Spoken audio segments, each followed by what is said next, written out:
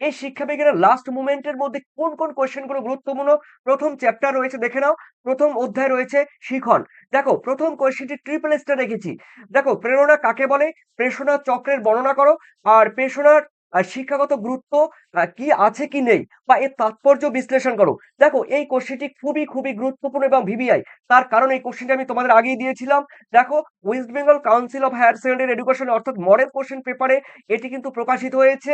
এরপরে রয়েছে দেখো তোমাদের ভিভিএ আরেকটি দিয়েছি, দেখো শিক্ষার সঙ্গে শিখনের সম্পর্ক কি, শিখনের স্বরূপ বা প্রকৃতি বিস্তারিতভাবে আলোচনা করো।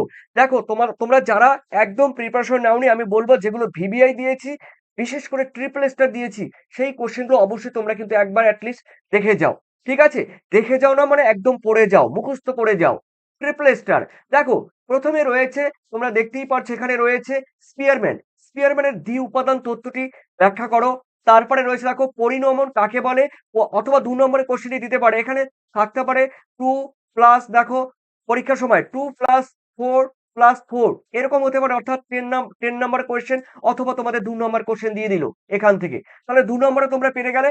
এরপর দেখো এখানে এখানে এই আগের কোশ্চেনটি তোমরা দেখতেই পাচ্ছ যে এই কোশ্চেনে প্রথমে রয়েছে 2, তারপরে রয়েছে দেখো, তারপরে রয়েছে 4, তারপরে রয়েছে 4।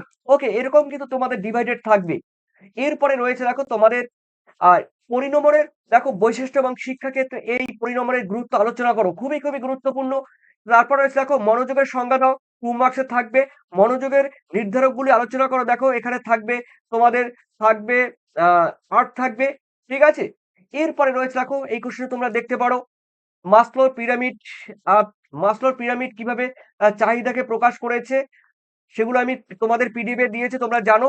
দেখো থার্ডস্টোনের দলগত উপাদান তথ্যটি আলোচনা করো, আর শিক্ষাক্ষেত্রে এর গুরুত্ব আলোচনা করো, খুবই খুবই গুরুত্বপূর্ণ ভিভিআই। তারপরে আরেকটি এক্সট্রা দিয়েছি শিক্ষা মনোবিদ, দেখো গ্যাগনের মতানুসারে শিখনের প্রকারভেদগুলো আলোচনা করো। দ্বিতীয় অধ্যায়ের মধ্যে রয়েছে দেখো ট্রিপল স্টার, থর্নডাইকের শিখনের মূল সূত্রগুলো কি কি, শিক্ষাক্ষেত্রে এই সূত্রগুলো গুরুত্ব আলোচনা করো, খুবই খুবই গুরুত্বপূর্ণ, অবশ্যই পড়বে এই কোশ্চেনটি এবং সেকেন্ড নাম্বার কোশ্চেনটি, প্রচেষ্টা ও ভুলের মাধ্যমে যে শিখন ও বৈশিষ্ট্য। এরপরে রয়েছে দেখো ট্রিপল স্টার,